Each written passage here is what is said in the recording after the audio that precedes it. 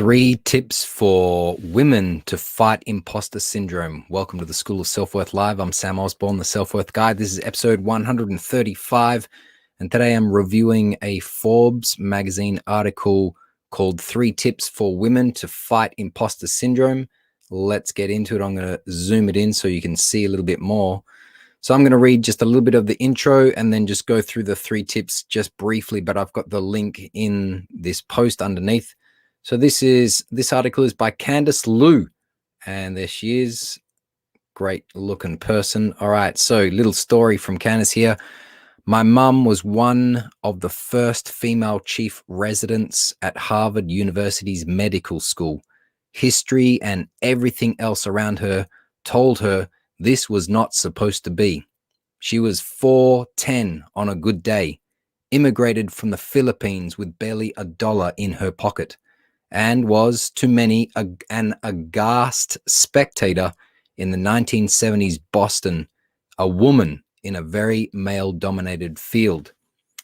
And she goes on to say that she read Sheryl Sandberg's book, Lean In, and that she asked her mum to read it to her and give her some insights. And at the end, she says, well, that was an interesting book, but what helped her get through Harvard, this is her mother, was that she never really thought about the fact that she was a woman, or that she was Asian, or that she didn't look the part.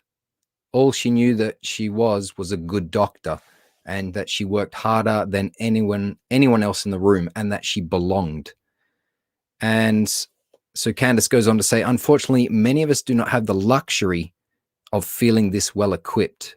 As a woman entrepreneur in the field of business and technology consulting, she runs into it time and time again. Women who sit on the conference room or in the conference room, afraid to say a word, while their male colleagues confidently speak about topics they read just the night before.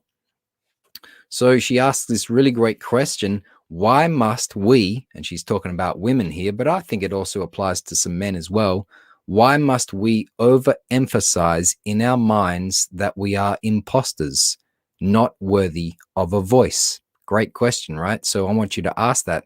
If you're going through imposter syndrome right now, why are you overemphasizing in your own mind that you are an imposter?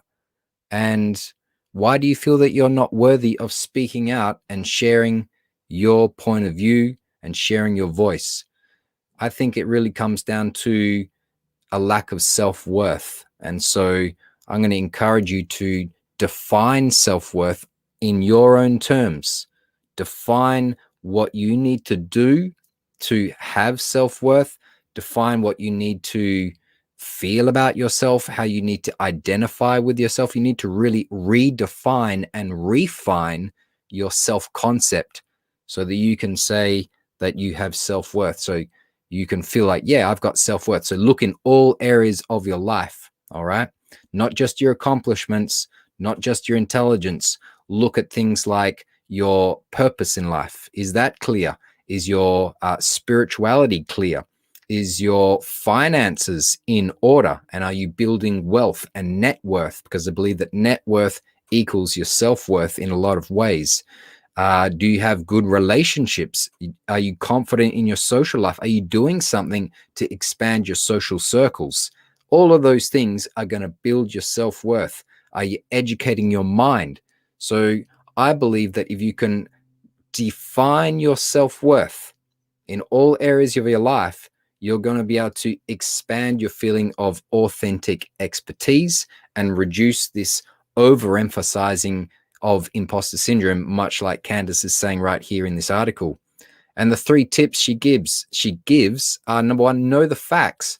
So logic, research, and data, she says, are the best things to combat imposter syndrome. Yeah, sometimes logics is a good thing. And so if you feel like you've got the research done, speak up. Now, I'm going to challenge this idea a little bit here for Candice. And I say, yeah, it's a good idea to know the facts, but the thing with imposter syndrome is there is facts all around you that you are successful and valuable and have expertise. But a lot of people who have imposter syndrome, they can't see the facts and they believe things that are not real about themselves. Like they don't feel that they are intelligent. They don't feel that they have deserved their accomplishments. So even though they have a track record. So I'm going to say, in addition to Candace's idea of know the facts, I'm going to say know the fantasy. Know your imagination is an incredible tool, and you should use it in the opposite direction to what you're using to create this idea that you are an imposter.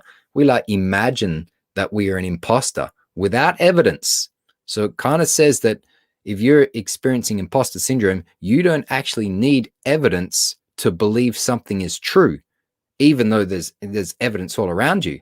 So the same thing can go for if you want to be confident and authentic. You don't need evidence to believe that. Okay, you can make it up just as much as you are making up imposter syndrome. So know the facts, know the fantasy.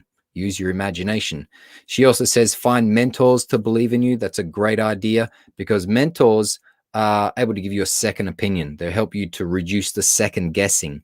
And a mentor, as Candace says right here, are people that can see things, they can see your potential before you do. So go and hang out with a mentor.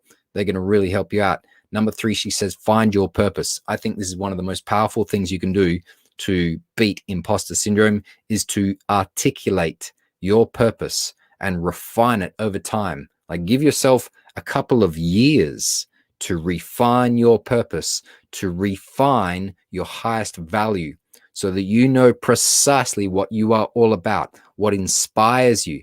Because when you can link your purpose and your inspiration, you will not be afraid to step outside your comfort zone. You will not be worried about imposter syndrome. It's like you will develop a mentality of, even if I have some frustrations or fears or concerns in my life or my career, I cannot let that get in the way of my inspirational purpose and value, my bigger cause in life.